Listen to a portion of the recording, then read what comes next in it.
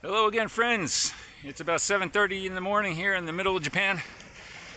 Kids are going to school, people are going to work, and I'm out riding my bike doing my favorite thing in the world. I'm thinking to myself out here, what's the best job in the world? You know, everyone's got a different answer for that. Mine's an easy one.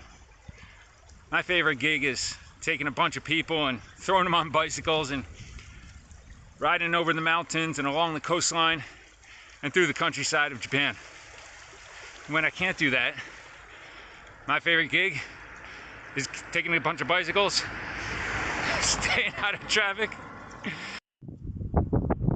and bringing people out here to the Matsumoto countryside.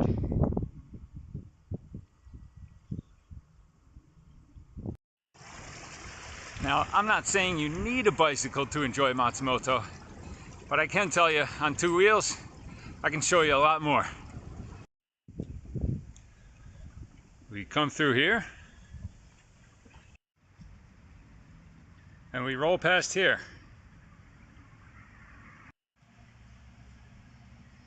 We check out the park.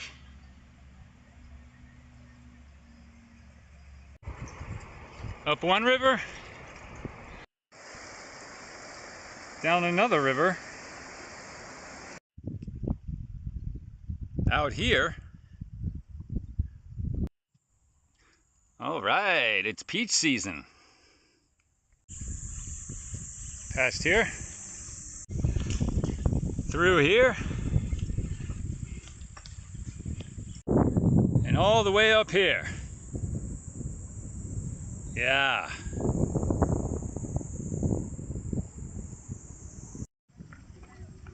Ask me nicely, I'll even take you here. Now along the way, I like to come out here and check out this beautifully painted post. I know it doesn't look like much, and actually I tried to put it on Google Maps and they wouldn't even take it. But this post marks something pretty important in the story of Matsumoto.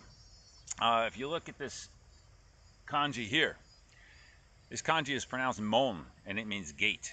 And this is the spot where the entrance gate to the Ogasawara family estate was. The Ogasawaras were named the rulers of this area by the shogun in the early 1300s, came out here and set up shop. But actually, this is not the first place that they built their castle. The first place was out there. In the early 1300s, when Sadamune Ogasawara came out here to take over the area, he built his castle out here. A piece of flat land away from the mountains with a couple of rivers for protection.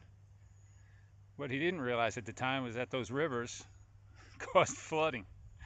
So after about 100 years or so, they decided to move their castle up into the hills behind us. So in 1441, the Ogasawaras came out here. They built a few castles. That's right, a few castles, along with the family temple. Now, up in the hills where the castles once stood, there's not much now.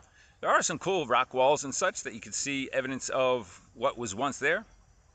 But the family temple is still all there, and so is the family. Let's go check it out. Cycling to the temple, we see this. Pretty much scares the hell out of people.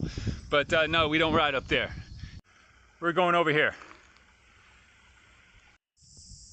Here at the main gate of the temple, we get off our bikes and head up on foot.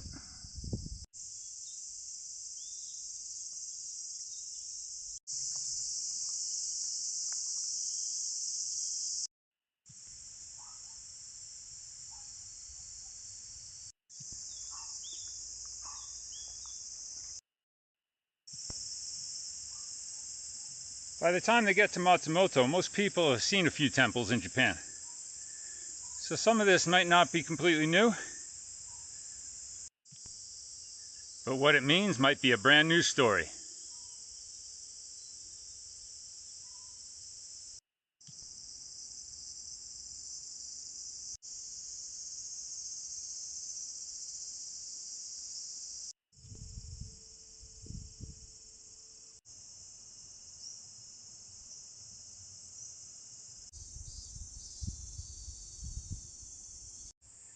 And once in a great while, we're treated to something really special here.